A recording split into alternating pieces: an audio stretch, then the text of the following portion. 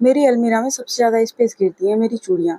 और ये सबके पास बहुत ज़्यादा होती हैं, हर साड़ी की मैचिंग की, या फिर इंसान शौक में लेता ही रहता है। यही हाल मेरा है, और मेरे पर्स भटकते पड़े रहते हैं इधर-उधर, ठीक से रख भी नहीं पाते। मेरी शादी के टाइम पे ये मिस्टेक हमसे हो गई कि मैंने जो ड्रेसिंग टेबल खरीदी उसमें बैंगल बॉक्स जैसा कुछ नहीं था, और बैंगल्स के लिए कोई स्पेशल स्पेस नहीं था। कभी भी कहीं भी मैं हैंगर पे टांग देती हूँ, मैं बहुत परेशान रहती हूँ। एट लीस्ट मैंने सोचा कि मैं कुछ कबाड़ से जुगाड़ करती हूँ, और मैंने उठाया वो थैला जिसमें सारा कबाड़ा भरा रखती हूँ। उसमें मुझे कुछ खास नहीं मिला इन कुछ एक दो पाइप्स के अलावा, और कुछ एक दो टूटी फूटी चीज़ों के अलावा। तो उनसे मैं आज बैंगल बॉक्स बनाने वाली हूँ, और अपने ड्रेसिंग टेबल की पूरी एक रैक को बैंगल बॉक्स का रूप देने वाली हूँ। सोचा तो है, देखते हैं क्या बनता है। तो आप देखते रहिए, इस वीडियो में बने रहिए। उसके बाद लास्ट में दिखाएंगे हम हमारी सारी बैंगल्स का कलेक्शन, वो सारी जो इन्होंने मुझे गिफ्ट की हैं, और जो मुझे कहीं कहीं से मिली हैं, और जो मैंने खरीदी हैं वो सब। तो यहाँ मेरे पास ये जो फूड रैप होता है ना, उसका एक रोल पड़ा हुआ था, और एक छोटा पाइप कुछ ऐसे ही पता नहीं कहीं से बच गया था, वो पड़ा हुआ था। और कुछ एसी फिटिंग के लिए जो पाइप पाइप आए थे उसमें से कुछ रोल बचे हुए थे, तो वो सारे मैंने इकट्ठे करे, और सबको मैंने मेज़र करके उतना कट किया जितनी मुझे नीड थी।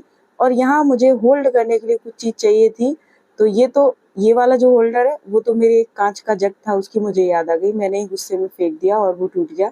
उसका ये ढक्कन था। इनको सबको मैंने ग्लू गन की हेल्प से चिपकाना शुरू किया। मेरे पास ग्लू गन रखी हुई थी, और जो कि मैंने अपनी शादी से बहुत पहले खरीदी थी, मैं उसको साथ ले आई थी क्योंकि घर पे कोई क्रिएटिविटी करने वाला बच्चा ही नहीं था, और रॉबिन को इतना शौक नहीं है, मैं ही करती रहती थी। तो मैं अपनी कुछ-कुछ चीज़ें वहाँ से उठा लाई थी।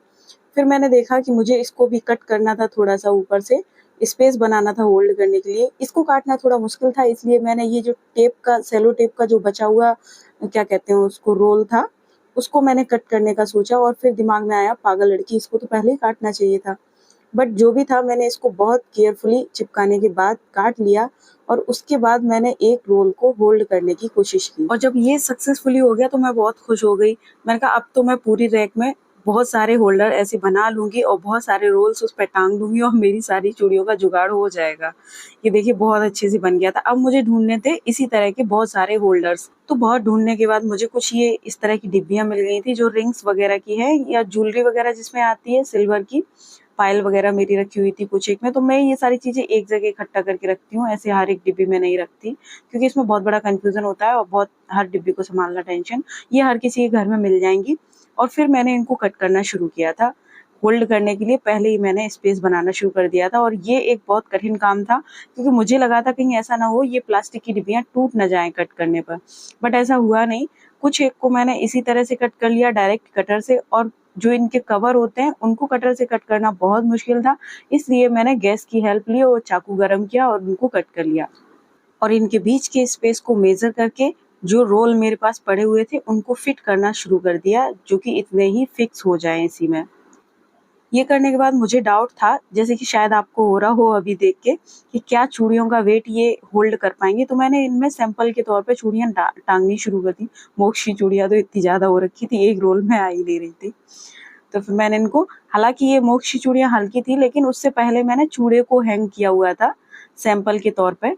उसके बाद मैंने और सारी डिब्बियों को इसी तरह से कट किया, बनाया। आप इसको बहुत सावधानी से करिएगा, क्योंकि मैं ऐसे डायरेक्ट कर रही थी ना, फिर बाद में मुझे समझ में आया कि अगर ज़रा-सा कटर हिला तो मेरा पूरा अंगूठा जाएगा।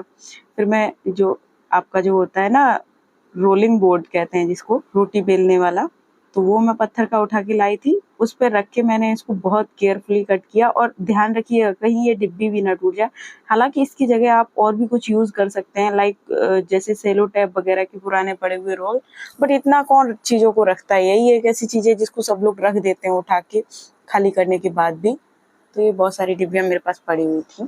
तो ऐसे करके मैंने सारी की सारी इकट्ठी करी, और इतने सारे मैंने होल्डर एक साथ बना लिए थे। अब बात आती है कि जिनके पास ग्लू गन नहीं है वो क्या करेंगे, वो इनको कैसे चिपकाएंगे, या ये किस चीज़ से चिपक जाएंगी। ये बात मैं इसलिए बता रही हूँ क्योंकि 2-4 होल्डर के बाद फिर मेरी भी ग्लू गन में ग्लू स्टिक खत्म हो गई थी। लास्ट बहुत थोड़ा ही बचा हुआ था, तो उसके बाद मैंने उठाया अपना डबल साइडेड टेप। आप इसको डबल साइडेड टेप से भी चिपका सकते हैं। अब बारी थी कि जितने ही होल्डर थे उतने सारे मुझे रोल्स तैयार करने थे। तो मैंने एसी का पुराना पाइप उठाया, जो कि बहुत दिन से धूप और गंदगी में पड़ा हुआ था। तो उसको सबसे पहले मैंने पार्ट्स में कट किया ताकि वो धुलने के लिए कन्वीनियंट हो जाए। उसके बाद उसको मैंने वॉश किया, वॉश करने के बाद कपड़े से पोंछा। उसके बाद भी मुझे ये थोड़ा डल टाइप का लग रहा था, तो मैंने क्या किया कि चलो इस पे एक पेपर जो है वो पेस्ट कर लेते हैं। मेरे पास कुछ पेपर पड़े हुए थे कलरफुल वाले, तो मैंने ग्लू उठाया लिक्विड वाला और पेपर उठा के और इन सारे पाइप को मैंने कवर कर दिया था पेपर में। और पेपर के जो एजेस खुले हुए थे उसको मैंने टेप से, सेलो टेप से कवर किया हुआ था पूरे पाइप को। तो इससे क्या था, जो इसके किनारे खुले हुए थे वो भी दब गए और पाइप पर एक मतलब कि पूरी तरह से लेमिनेट हो गया, एक तरह से एक ग्लॉसी फिनिश आ गया और ये देखने में अच्छा सा लग रहा था। डेली में ये बहुत परेशानी वाली बात होती है, एक बर्डन वाला काम होता है कि जब भी आप जल्दी में कहीं जा रहे हो, आपको किसी कलर की चूड़ियां पहननी है, तो आपको उस कलर की चूड़ी एकदम से फर्स्ट डिब्बे में कभी नहीं दिखेगी। आप बहुत सारे डिब्बे जब ट्राई कर लेंगे ना तब मिलेगी जाके, क्योंकि डिब्बे ट्रांसपेरेंट तो होते नहीं है, जाहिर सी बात है।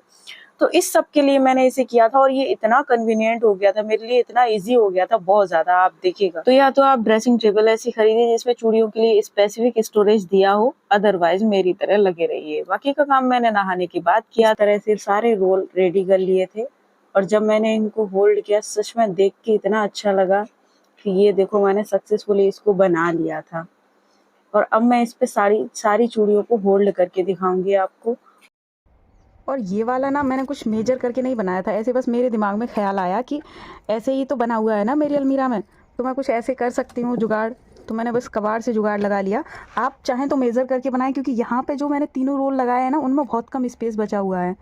कि वो इसलिए बचा हुआ है क्योंकि एक रोल बच जाता तो उससे लॉस ही होता, मतलब कि चूड़ियाँ बच जाती। तो मैंने सोचा बीच में मोक्ष की लगा देंगे, उनका डायमेंशन थोड़ा छोटा होता है तो सारी की सारी एडजस्ट हो जाएंगी। ये वो वाली हैं जो ऑलमोस्ट जल्दी से नहीं पहनते हैं, और या यूँ कहें कि एक दो बार पहन भी चुके हैं तो उनमें वो वाला टेक्सचर अब नहीं रहा, बट कभी कभार घर में पहन लेते हैं। जो इनमें से एक दो सही है, तो आप भी देखिए, सीखिए और बनाइए, देखिए। तो भाई चूड़ियाँ एक बहुत बड़ा हेडेक होती हैं, बट सबसे ज़्यादा शौक़ इंसान को चूड़ियों का ही होता है।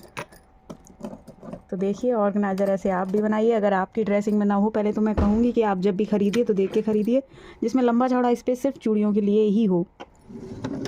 अब मुझे इतनी आसानी है, मुझे जब भी चेंज करना हो इसको बाहर खींचा, एक दो जो भी मुझे डालनी हो इनमें से, या फिर एक दो निकालनी हो, एक्सचेंज करनी हो, कुछ भी करना हो, बस यूँ झट से खोला। और इतनी मेहनत के बाद आखिरकार मैंने चूड़ियाँ लगाई ली थी। ये ब्लैक वाली चूड़ी की तो बात ही अलग है, इसको तो मैं हर चूड़ी पे नज़र, मतलब कि नज़र का टीका टाइप में रखती हूँ हमेशा अपने हाथ में, चाहे मैं एक चूड़ी पहनूँ चाहे दो। और ये है मतलब शादी का चूड़ा, तो इसको मैं कभी कभी डाल लेती हूँ, तो इसलिए इसको बाहर ही रखा है, क्योंकि हर साड़ी में चल जाता है, कहीं भी रैंडमली आप जाओ एकदम से पहन लो। और रेड चूड़ियों का तो मेरा अलग ही शौक़ है, कितने टाइप की रेड रखी हुई है, और सारी की सारी रेशम की हैं, रेशम की। ये जो रेड है वो थोड़ी चौकोर टाइप की है, ये वाली थोड़ी डार्क कलर है बट चौकोर है, और ये गोल एकदम से गोल वाली है, तो अलग अलग है सब कुछ। और ये गोल्डन तो मैं ऐसे ही ख़रीद लेती हूँ किसी भी मतलब चूड़ी के साथ मैच करने के लिए। ये कंगन मुझे मेरी आंटी ने दिए, जब फर्स्ट टाइम मैं मतलब पग फेरे में गई, मैंने उनके हाथ में देखे, मैंने कहा कंगन बड़े अच्छे लग रहे हैं आंटी।